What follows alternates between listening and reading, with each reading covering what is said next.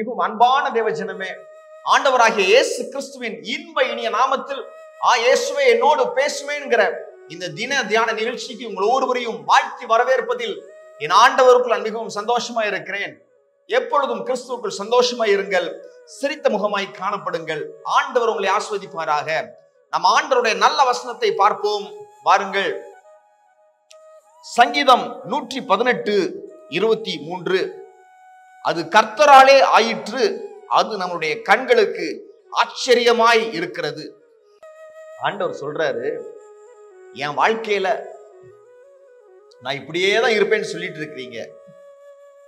ஆண்டவர் சொல்றாரு, அவங்க என்ன மறந்துட்டாங்க, நான் ஒருத்தன் இருக்கேங்கிறதே அவங்க மறந்துட்டாங்க. ஆண்டவர் சொல்றாரு, உங்க வாழ்க்கையில நடக்க போகிற நல்ல காரியம் கர்த்தராலே ஆகும். அதை பார்க்கிற ஜனங்கள் சொல்லுவாங்க, இதெல்லாம் ஆச்சரியமா இருக்குது, இவனா அப்படின்னு சொல்ல போறாங்க உங்களை பார்த்து. ஹல்லேலூயா. எஸ். அப்போஸ்தலர் நடபடிகள் 9:20-21. தாமதமின்றி கிறிஸ்து தேவனுடைய குமார் என்று ஆலயங்களிலே பிரசங்கித்தான்.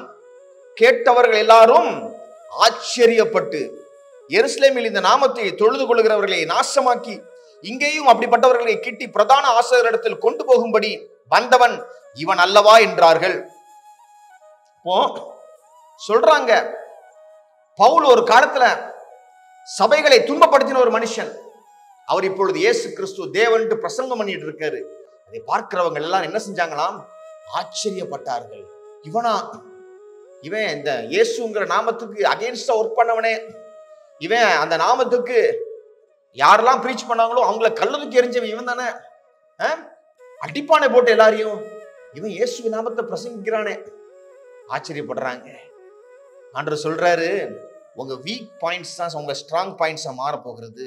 உங்கள் பலவீனமான பகுதி உங்களுடைய பலமுள்ள பகுதியாய் மாறப்போகுதுன்னு ஆண்டவர் சொல்றாரு. கவனமாய் கவனிங்கள்.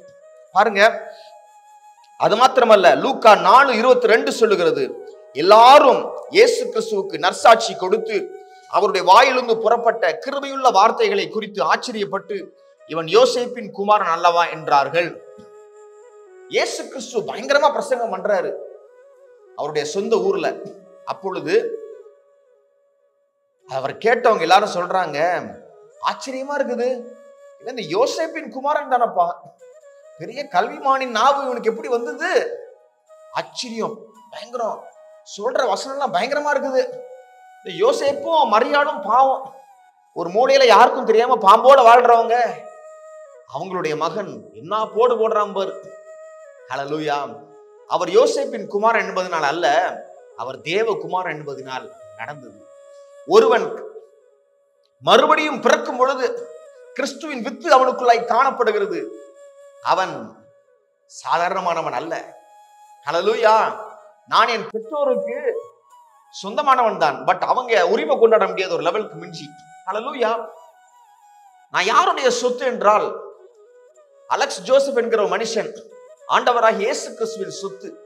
ஹல்லேலூயா. அப்பொழுது நான் பேசுகிற வார்த்தை என்னுடைய மூதாதையர் மாதிரி இருக்கிறது.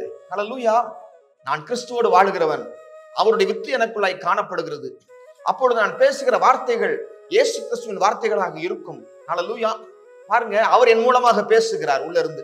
ஆமா, பாருங்க, உங்க வாழ்க்கையில ஆண்டவர் செய்கிற கிரியைகள் பயங்கரமா இருக்கும். அவங்க சொல்லுவாங்க, இவன் எப்படி இப்படி வந்தான், இவன் சாதாரண விவசாயியோட பையன் தானே, இவ்வளவு பெரிய அரமனை மாதிரி ஒரு ஹோட்டல் கட்டியிருக்கான், இப்படி ஒரு இது போட்டிருக்கான், எப்படி முடிஞ்சது?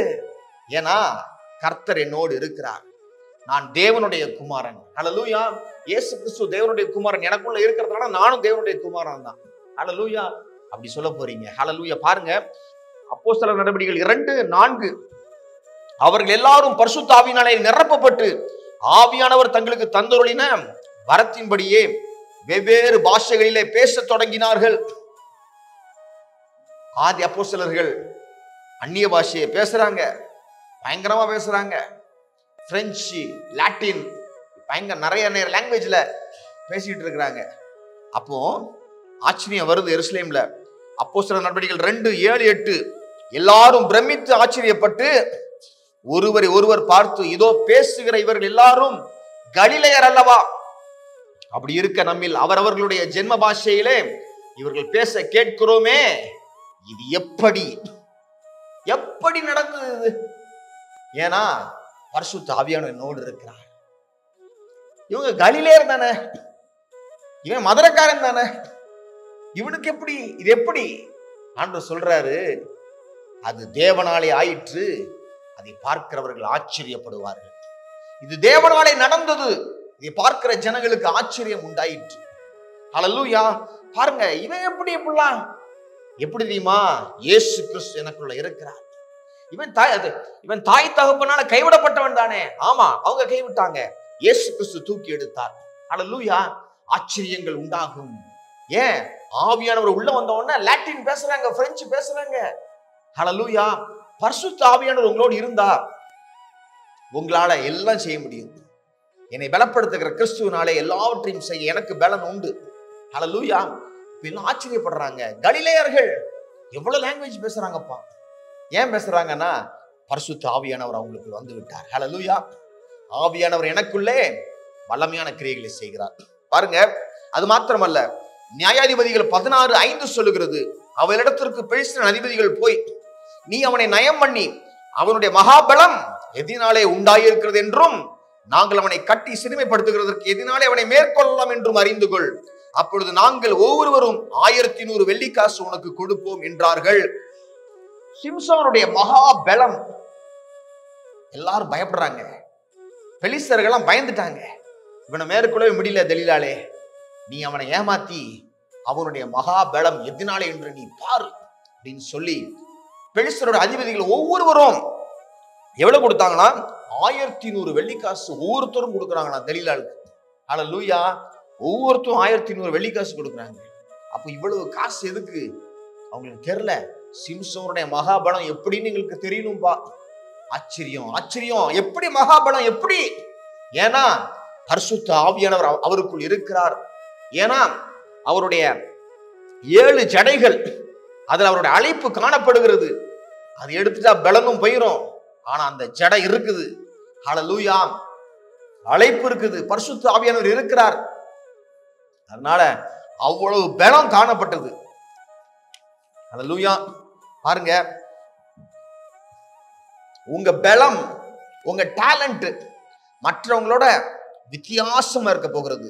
அதை பார்த்து உங்க ஆபீஸ்ல எல்லாரும் கேட்பாங்க, உங்க பிசினஸ் கவுண்டர் பார்ட்ஸ் எல்லாரும் கேட்பாங்க, எப்படி இவனுக்கு இது நடந்தது? இவன் மகாபலன் என்ன? ஹல்லேலூயா. அதான் பக்தர் பாடுகிறாரு, கர்த்தாவே நான் எதனால் விசேஷித்தவன், நீர் என்னோடு இருப்பதினால் என்று பாடுகிறார்ல. ஹல்லேலூயா. பாருங்க, கர்த்தர் என்னோடு இருக்கிறார், நான் விசேஷமானவன். ஹல்லேலூயா. ஆமா, என் பழைய வாழ்க்கை எப்படியோ, நான் சவுல் அப்ப இருந்தேன், இப்ப நான் பவுலா மாறிட்டேன் அப்படின்னு சொல்றாரு. இயேசு கிறிஸ்து தேவனுடைய குமாரன் என்பதனால் தான் செஞ்சாரு. யோசேப்பின் குமாரன் என்று அவர் அழைக்கப்படவே இல்லை. ஹல்லேலூயா. அழைக்கப்படக்கூடாது. ஹல்லேலூயா. பாருங்க, அது மாத்திரமல்ல, சிம்சோனுடைய பலன் அவருடைய அழைப்பில் இருந்தது. ஹல்லேலூயா. ஆமா, பரிசுத்த ஆவியானவர் நம்மகிட்ட இருந்தாருன்னா அந்நிய பாஷை பேசுவோம், எல்லாரும் ஆச்சரியப்படுவாங்க, நம்மளால எல்லாம் செய்ய முடியும். ஹல்லேலூயா. உங்களை குறிச்சி ஆச்சரியங்கள் உண்டாகும், அதிசயமா பார்ப்பாங்க எப்படி முடிந்தது என்று. வர நாட்களை நாம் ஜெபிப்போம். ஆண்டவரே, உங்களுடைய வசனங்களை கூறியிருக்கிறேன். இந்த காலை நேரம் அவங்களுக்கு ஆசீர்வாதமா இருக்கட்டும். இந்த நாள் முதற்கொண்டு அவங்க கரத்தை நீங்க பிடிக்க போறீங்க. ஆச்சரியமான பாதையில நடத்த போவதாய் கூறுகிறேன். அதிசயங்களை நான் காண பண்ணுவேன். ஹல்லேலூயா. நான் நேற்றும் இன்றும் என்றும் மாறாத கர்த்தர் என்று சொல்றீங்கப்பா. அவர் கண்களினால் ஆச்சரியங்களை காண்பார்கள், எல்லாரும் இவங்களை குறித்து ஆச்சரியப்படுவாங்கன்னு சொல்றீங்க ஆண்டவரே. கர்த்தர் மாற்றங்களை கட்டிடுவதற்காக உமக்கு நன்றி. நன்றி ஆண்டவரே. நன்றி செலுத்தி இந்த ஜெபத்தை எங்கள் நண்பர் இயேசு கிறிஸ்துவின் நல்ல நாமத்தில் ஏறெடுக்கிறோம் எங்கள் வல்ல பிதாவே. ஆமென், ஆமென்.